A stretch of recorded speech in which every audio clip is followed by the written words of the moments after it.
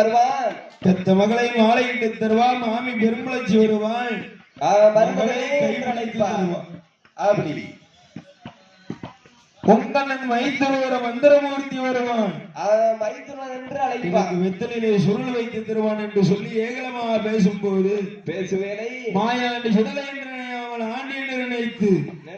aunty பண்டாரம் என்று அவமானமாக பேசும்போது பேசுவேனை மாயாண்டி சுடலை அங்காரம் கோபம் கொண்டு சொல்கிறான், அடியே பெண்ணே பெண்ணவளே என்னே என்று ஒரு நாளைக்குள்ள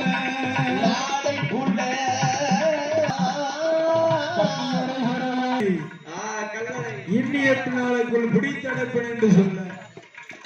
இவ்விதமாக இருக்கும் போது கருவளித்த மாவிசைக்கு பெண்ணால்